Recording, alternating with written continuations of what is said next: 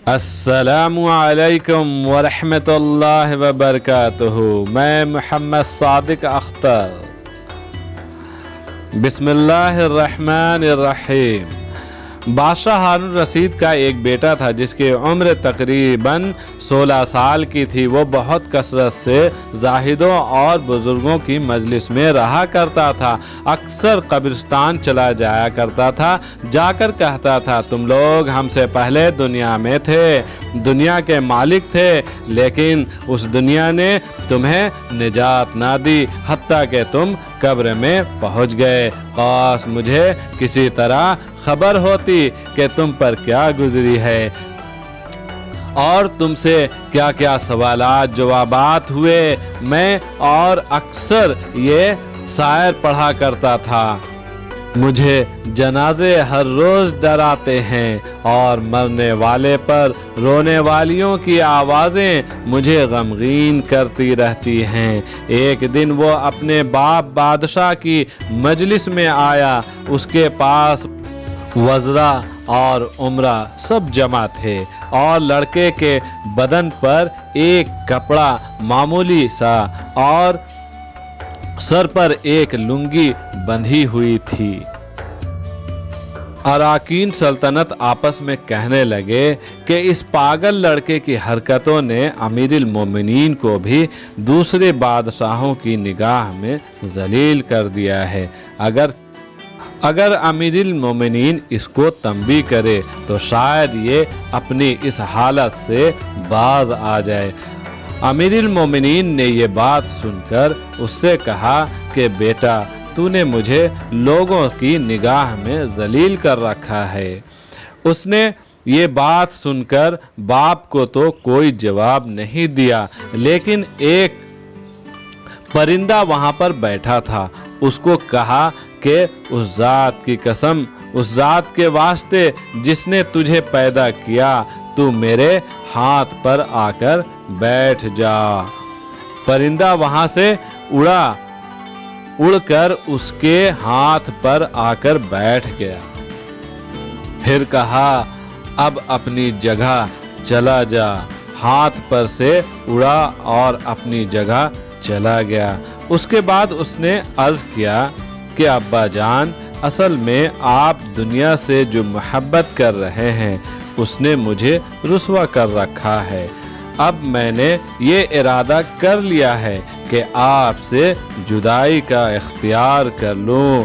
یہ کہہ کر وہاں سے چل دیا اور ایک قرآن شریف صرف اپنے ساتھ لیے چلتے ہوئے ماں نے ایک بہت قیمتی انگوٹھی بھی اس کو دے دی کہ احتیاط کے وقت اس کو فروخت کر کے کام میں لائے۔ وہ یہاں سے چل کر بصرہ پہنچ گیا اور مزدوری کرتا اور 8 دن تک وہ مزدوری کے پیسے خرچ کرتا اور 8ویں دن پھر سنبھا کو مزدوری کر لیتا اور 1 درہم اور 1 وانس یعنی درہم کا 8 حصہ مزدوری لیتا، اس سے کم یا زیادہ نہ لیتا اور 1 وانس روزانہ خرچ کرتا۔ ابو عامر بصری رحمۃ اللہ علیہ کہتے ہیں کہ میری ایک دیوار گر گئی تھی، اس کو بنوانے کے لیے میں کسی مامر کی تلاش کر رہا تھا۔ مامر کہتے ہیں راج مزدور کو۔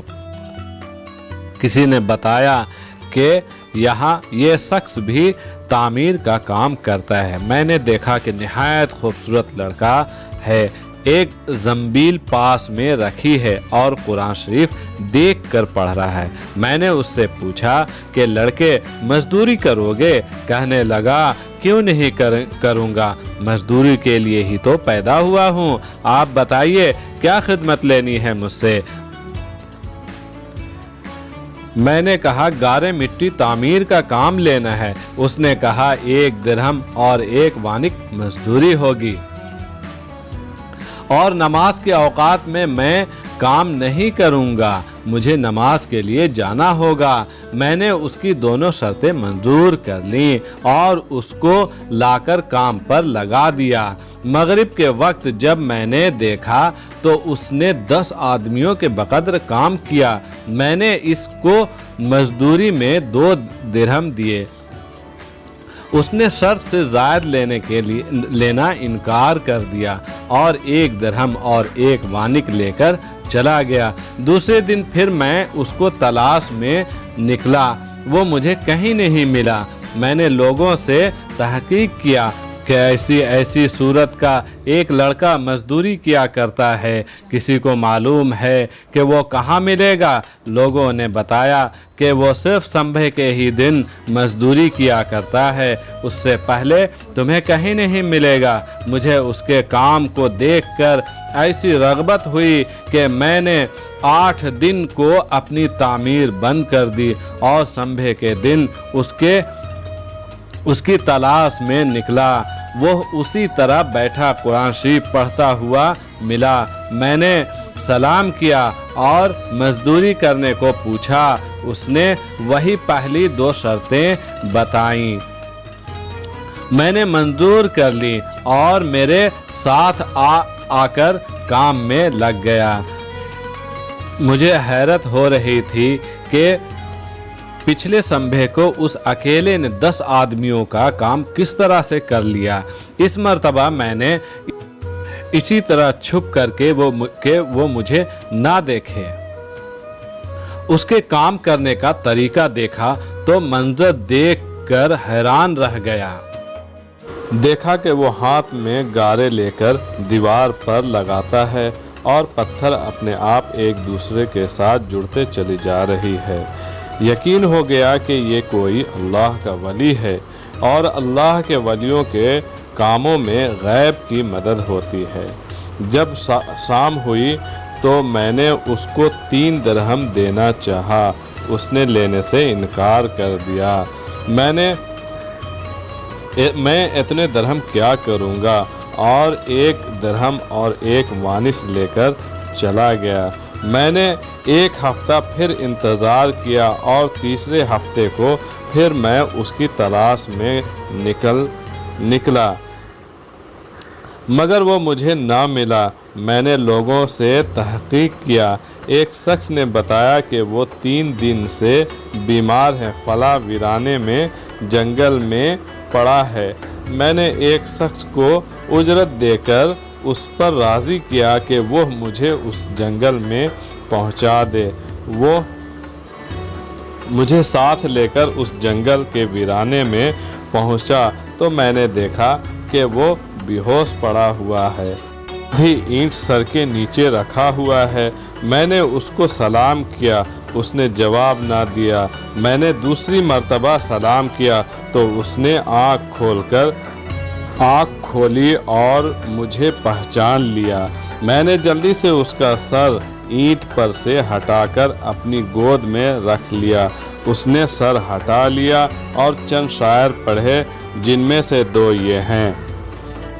मेरे दोस्त, दुनिया की नेमतों से धोखे में न पड़, उम्र ख़त्म हो जाती जा रही है और ये नेमतें सब ख़त्म हो जाएंगी।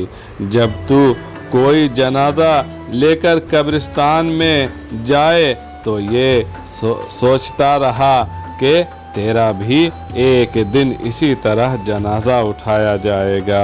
उसके बाद उसने मुझसे कहा कि अबू आमिर, जब मेरी रूह निकल जाए तो मुझे नहलाकर मेरी इसी कपड़े में मुझे कफन दे देना। मैंने कहा, मेरे महबूब, इसमें क्या हर्ज है कि मैं तेरे लिए कफन के लिए नए कपड़े ले लूं।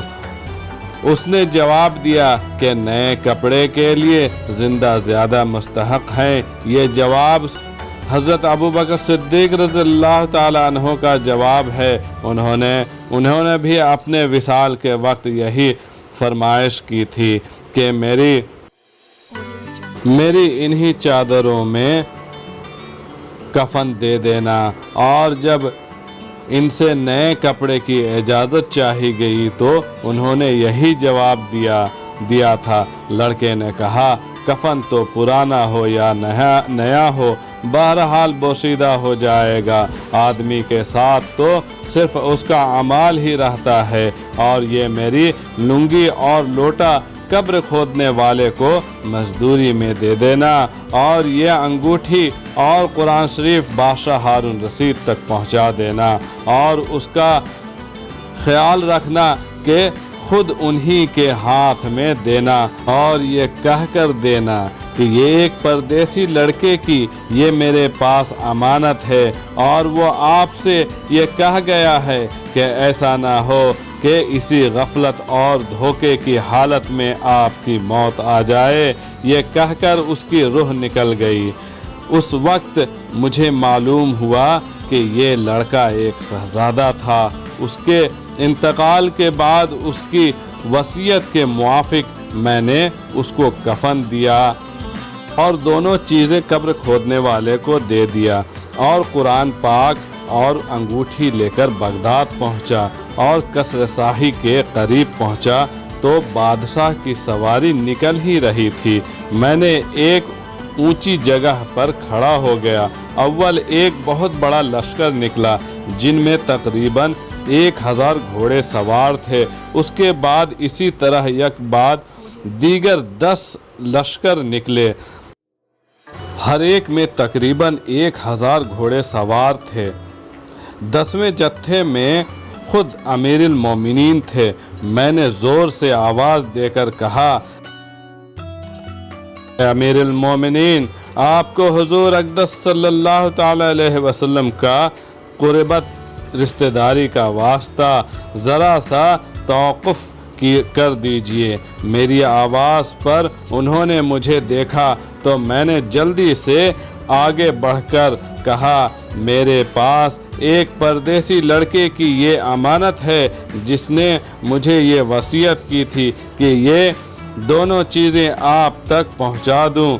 बादशाह ने उनको देखकर पहचान लिया। थोड़ी देर सर झुकाया, उनकी आंखों से आंसू जारी हो गए और एक दरबान से कहा कि इस आदमी को अपने साथ रखो, जब मैं वापसी पर बुलाऊं तो मेरे पास पहुंचा देना। जब वो बाहर से वापसी पर मकान पर पहुँचे तो महल के पर्दे गिरवाकर दरबान से फरमाया, उस शख्स को बुला लाओ, अगरचे वो मेरा गम ही ताज़ा करे। दरबान मेरे पास आया और कहने लगा कि अमीरुल मोमिनीन ने बुलाया है, और उस बात का ख्याल रखना कि अमीरुल मोमिनीन पर सदमे का बहुत असर है। अगरचे तुम 10 बातें करना चाहते हो तो 5 पर ही इत्तफाक कर लेना। ये कहकर वो मुझे अमीर के पास ले गया। उस वक्त अमीर बिल्कुल तन्हा बैठे थे। मुझसे फरमाया कि मेरे करीब आ जाओ। मैंने करीब जाकर बैठ गया। कहने लगे कि तुम मेरे उस बेटे को जानते हो? मैंने कहा, जी हाँ जानता हूँ। कहने लगे, वो क्या काम करता था? मैंने कहा, गारे मिट्टी की मजदूरी करते थे। कहने लगे कि तुमने भी मजदूरी करवाई है? उन्होंने कहा, जी हाँ करवाई है।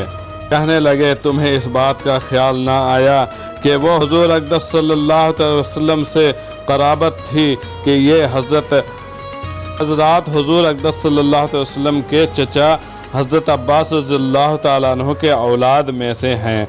कहने लगे, अमीरुल मोमिनीन, पहले तो अल्लाह जल्ल शानहू से मैं मुआज़रत चाहता हूँ, उसके बाद आपसे उज्र ख्वाह हूँ।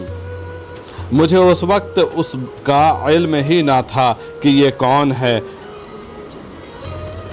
मुझे इनसे इंतकाल के वक्त इनका हाल मालूम हुआ तो कहने लगे कि तुम अपने हाथ से उसको गुस्ल दिया था? मैंने कहा, जी हाँ। कहने लगे, अपना हाथ लाओ। मेरा हाथ लेकर अपने सीने पर रखकर रोने लगे।